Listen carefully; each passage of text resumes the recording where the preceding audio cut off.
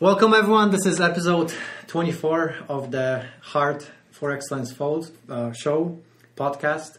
Today we have a pleasure of Billy, who I've met, about 3 months ago at our first advance quarterly meeting. Yeah, the High Meadow Ranch. Yeah. So and then I got a chance to get to Billy know a bit more at the advance.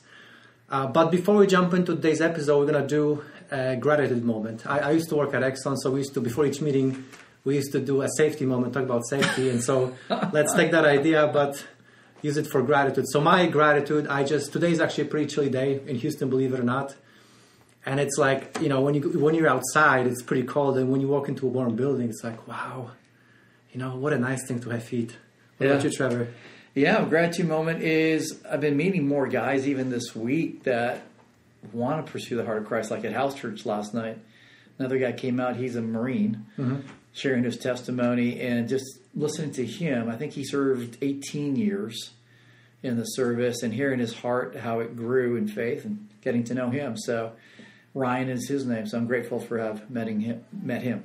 Pretty deep. Yeah. What about you, Billy? I think discipleship is something that's been a recurring thing of gratitude the last couple of years. So yeah, just growing up without it, and finally meeting some guys that genuinely care, I think is the most grateful thing I can be for. My wife also, in case she watches this. Always our wife. Trevor may not think so about Rita, but talking about safety, got everything covered. God, wife, you're safe. We're good. Nobody can say anything wrong. Well, it's great to be here today, Merrick. This is special for me because when I thought I was out of everything, ministry, opportunities to serve in the body and have some kind of usefulness within the body. In our church, we got a church project. Yeah. They had introduced me to Billy, and I got to know Billy for about maybe going on 3 years or something. It's been a good amount of time, and we've been able to develop a brotherhood like between us. Now, I'm a little bit older than Billy. He doesn't let me forget that. So I guess I'm the older brother. Thankfully, not the father, but or grandfather. So it's been really good getting to know Billy, hearing his heart, watching him grow and challenge my life. And it's just a beautiful thing. And so it's an honor to have Billy share on Heart for Excellence and just talking about his testimony, really, how his heart was first injured.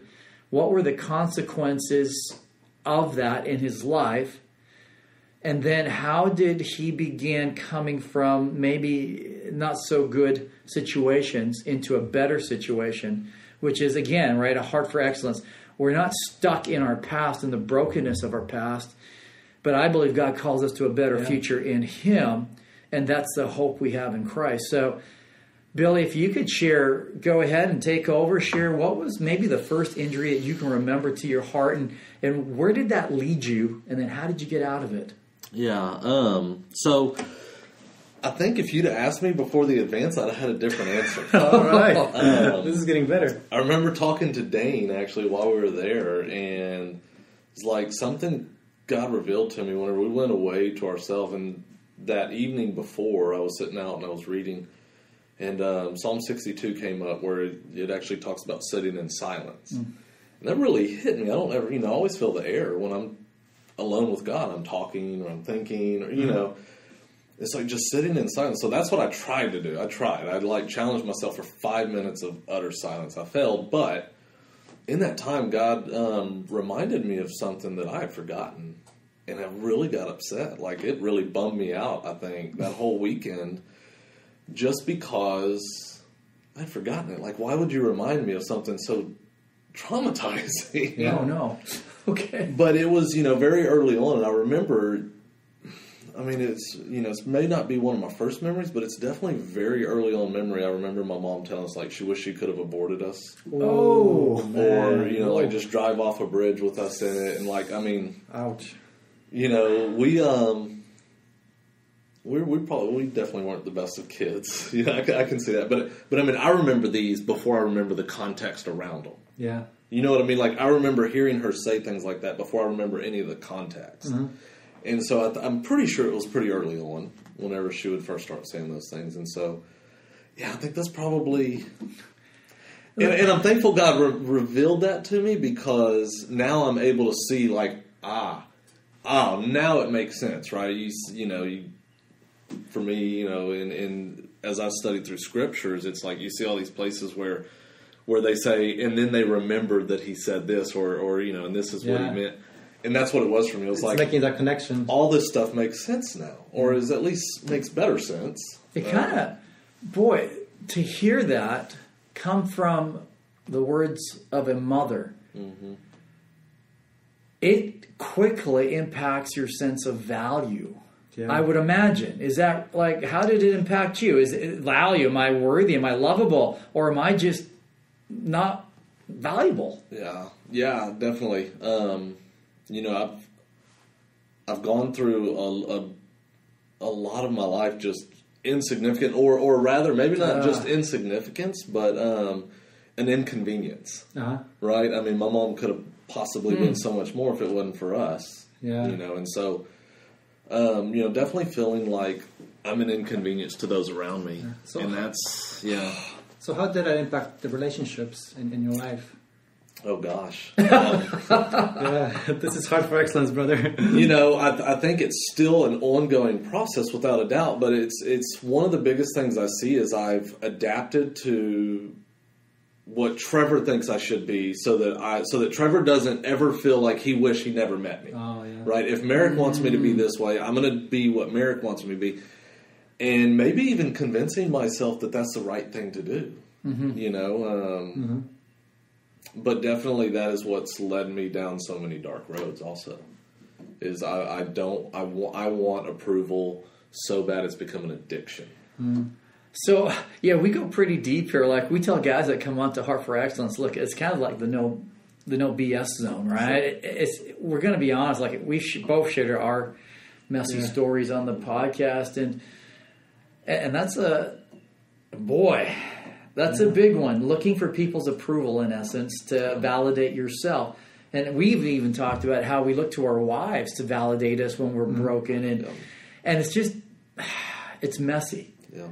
I know we even talked about this a little before the advance. And what's beautiful about our relationship, I think, Billy, is we kind of seen some highs and lows in each other, and we've been up and down, and yet we still persevere in the sense of we're in this together. Yeah. Like, at least I have that in my heart. Right. I don't feel you've given up on me just yet. And our friendship just keeps growing and strengthening with the seasons of life, whether it's a valley or a mountaintop. Mm-hmm. And hearing you share all this, boy, it's powerful. Yeah. So you hear this from your mom. Your identity is basically crushed. You're finding value in people's approval. Mm-hmm. And how are you working through this? Like, where else did it lead you before you hit rock bottom? Well, the number one problem that I've had with it is in my marriage. Right? Is whenever Candace and I got married, we've known each other since we were 12, 13 years old, but when it came time in 2008 where we decided, hey, we're going to get married, she told me, this is how I need you to be. And typical Billy, not a problem. Whatever you want me to be. Signed, sealed, delivered. I am. That's what I'm going to be, because that's what you need me to be. And again, it's seeking that. It was seeking validation from her. And then the first, I'd say really 7 years of our marriage before we ever really dealt with the dirt of it. Mm-hmm. It was either me trying to get her to validate me, or us just living essentially separate lives because in the same house. Yeah. In the same house, also traveled a lot. So you know, I mean, we became strangers to one another. Yeah, we really did. And it was probably about the time that we started going to church project. You know, and I had walked away from church. I walked away from God. I walked away from my family. Ultimately, because I was, I had a pastor in my life who, was encouraging and trying to, we became ministers at that church. We preached at that church, and we were 24 years old, and we were the, this small little church in Spring, but we were like the little rock stars there, right? We were that rock star couple. And then you get closer to that inner circle, if you will, the pastors and the elders, and you realize these men aren't at all who they say they are or who they portray. And so now here's this guy that's kind of stepped into my life, and now he's crushed again, my identity, because it wasn't my identity, it was my identity that was found in him. Wow. And so I constantly trying to find that identity in other people is just, bam, it's just one door after another just gets slammed, right? Yeah. And it's beautiful now, looking back. But whenever we first started going to Church Project, it was just an in and out kind of thing. Until we got connected in discipleship, you and I, and that's where it really started to change. And I tell people this all the time, especially with talking about, whatever you want to call it, discipleship, just friendship. Yeah. True, real friendship. It's not easy. And, ours probably started off pretty superficial. I think from my standpoint, at least, I was definitely extremely guarded. If you remember, we started reading books. Yeah. Like, we'll read a book, we'll read a chapter, and come back. Was it Boundaries? We started with Boundaries. I think that was the only one we actually made it through. Yeah. And it's like, this is boring. Like, this is really boring. It's a book club. Is what we were. But it started to change. And it started to become real. Cool. And it started to become authentic, where you could get mad at me, and I came back for more. Or not mad at me, but you could have a disciplinary approach to our conversation, and I came back for more because, wow, somebody's being real and somebody just cares, just genuinely cares. Yeah, they're not on some platform looking down at my mess and saying, "Hey, maybe if you try this, it'll work," but actually getting down with me. Wow. And so that's what really started changing my heart. And letting off some of those barriers, right? We talk about boundaries as a healthy thing, but I had so many barriers that I was so guarded. My wife didn't know who I was. So on that, for some people that might be listening, we all handle pain one way or the other, and whatever, some addiction usually for us guys, right? I know Merrick had his, I had mine, and I presume you had yours. Oh, without a doubt. And so if you could share, because our heart for this is that guys that are going through stuff can identify with different men's stories and go, maybe there's hope for me. Here's how he got out of it. Can you share a little bit about how you kind of masked, if you will, or avoided dealing with the issues of rejection ultimately from your mom? Yeah, and I think it's still a work in progress. I think it's still definitely something that I have to challenge myself every single day to try to live again, to try to live up to. But really, it's a matter of, I think, starting with forgiveness. Yeah. Right. My mom hurt me. She devastated me. I mean, my house was abusive on every level, and we can spare all the gory details, but it was a very abusive home.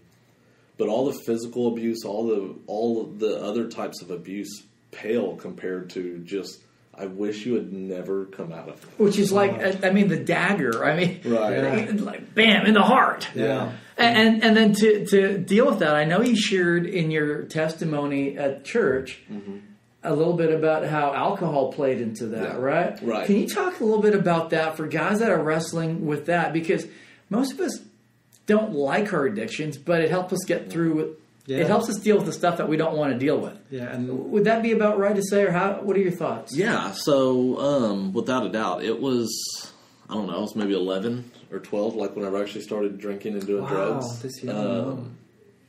And it was, there was, the joke was, even into adulthood, that Billy was the guy you went with if you wanted to throw caution to the wind, because that's what we're going to do. We may go to jail, and I did. I went to jail. We are not going to stop. If one place stops serving us, we'll go to another. We'll drive drunk. We'll put other people's lives at risk. We'll abandon our families to go to this escape, and that's what it was for me. It was an escape all throughout my teenage years, all throughout, and then my adult life too. it's just been a constant escape. And I think it was two phases, right? It's an escape, but it's also a way for me to get approval and for other people to say, hey, I like this guy because he's fun. Yeah, I'm so glad he was born, right? I'm so glad that you're here. I'm so glad that, you're part of this. I would get invited to events for work just to be the entertainment guy. Oh, man. Okay. And so, hey, I'm worth something. Yeah. I'm not worth anything at home. Candace and I, because we weren't dealing with this issue, it was just a coldness in our house.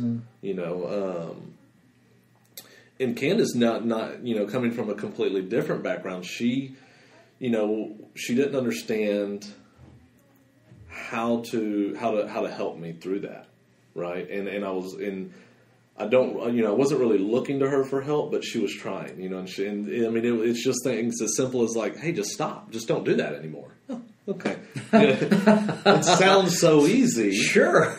Just to stop. And I do think that there is and this is important because I do think that there's a very heavy presence or I guess idea behind it that self-discipline is a big part of it.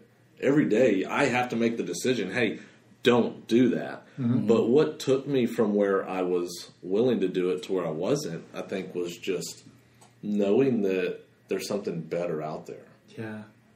And I don't mean better like, hey, I can be more successful if I'm not an alcoholic. I was very successful as an alcoholic. And I don't mean, that I can get validation from other people, but it was very simply people genuinely care.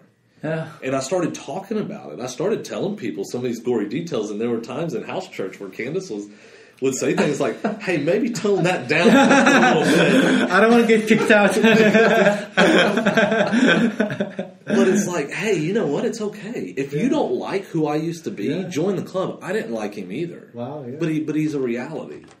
And because of who he was and what he took me through, I can look at today and be more grateful. Mm-hmm. I can look at today and I can be more courageous in saying things like, hey, I've been where you've been. Mm-hmm. And it's okay. Yeah. It's okay, And I shared this with Church Project that, whenever you made the comment that, you were a grown man, you were an adult, before you really, not that you didn't know what grace was, but before you really felt that wave hit you of grace. And that was something that for me, it's like, okay, maybe, just maybe, like I'm not lost. Because what happened is it translated from my mom to God. Yeah. My relationship with God is I'm not good enough for him, and I'll never be good enough for him. And God is somewhere in this celestial body saying, I wish I never created you. Ooh, yeah. And what Billy's referring to there, if I'm understanding right, I kind of sure it took me probably before I was mid-40s when I realized that God's grace was for me. Yeah. And that was pretty powerful. That changed my perspective on life and my heart attitude. So that's what he's referring to there. And thankfully, Billy's only in his 30s, so he's a much quicker study than me. Yeah, you're at light speed. What would you say when you were drinking? Why were you drinking? Was it just for the high and the freedom of I can be and act any way I want? And if you were to dig down deeper, is there anything deeper beyond that? What were you hiding from something? Was it masking? What was it? What was the drinking for?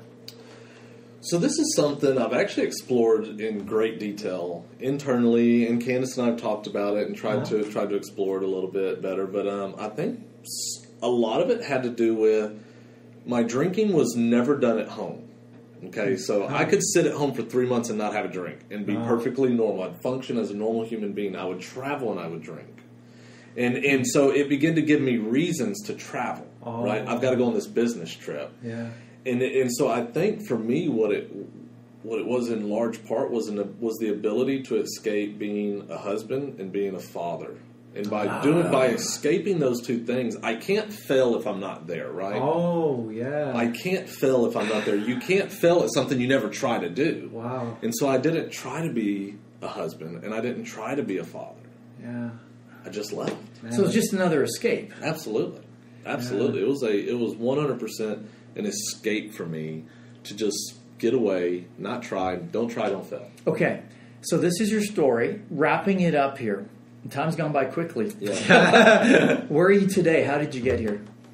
So today I am obviously in a much different place. I never really lost, that God is there. Now, was I worth anything to God was a different question. And so now redefining that not only do I have worth to God, but I have worth to God's creation. That's other men. That's, we're all wounded. We're all broken. Yes. And we went through this, and I think every time I had a complaint, you told me, go read Genesis 3, right, the fall. Go read that. We're all broken. We're all fallen. We're all bruised, and we all can have room to be healed. And so where I'm at now is just really having a heart for that, having a heart to expand that net. Right? We've talked about this net, and in our personal and at the advance, this net, and so expanding that net to where I can have friendships and relationships with people that both encourage me, that I have that have value to me, that I have value being a part of. But more importantly, and I think this probably transcends everything, is with Candace and Mackenzie. And Candace tells me all the time that how thankful and grateful she is to what God's done in our life. Wow, that is beautiful. My daughter, and on the same note, she's upset because Mackenzie comes to me so often with things that that she may not go to her mom with, and it's so to me that's a little bit of hurt there. And you guys may need to record one with Candace to deal with that. But it's she's coming to me because of just the overwhelming love that I try to show for her. Wow, there's nothing that you can come to me that I'm going to be that we can't work through, And so that's in my son, and so the relationship that he and I have, and that's still a struggle because he lives in San Antonio, and so we only get to see him about once a month, and just what he's exposed to the other, 28 days a month, you can't undo that. And so what God is slowly showing me, and through all my messes, it's okay. Not that it's okay, but that it's going to be okay. I mean, look where you've come from. Yeah. And where you've come to, and nothing was lost. Yeah, nothing was lost, and nothing was without purpose or worth. Yeah, and so don't worry about where he is those other 28 days. But the 2 days that you have with him, make those special. Yeah, make him realize his worth. So as I'm listening to Billy Merrick, it's there's two forces. It's either you're going to walk in love, or walk in fear. Yeah, and I think the adversary causes men to walk in fear where our identity is based in other things because we don't feel we're adequate. And probably we're not. But in Christ we're adequate because he's adequate for us. Yeah. But we try to find it in so many other places. Yeah. And as we get free of that, we find our identity in Christ, we start leaving fear behind. Yeah. And as we leave fear behind, we can start loving people around us instead of having them being affirmed by their love for us. Yeah. Which is a big difference. Yeah. To be able to give love, and it's important that we can receive love, but the ability to get to the point where we can give love freely, not asking for anything in return, helps our relationships with our wives, our children. And I'm working, as you know, through that with my daughters as well. Yeah. So, Billy, thank you so much for being on Heart for Excellence. And boy, I don't know if you had time. We can easily do a second episode, but thank you for being part of this. Absolutely. Thank you for being so open and sharing some very valuable lessons. Thank you, brother. No, thank you. Thank you for what you're doing. It's fun. It's awesome.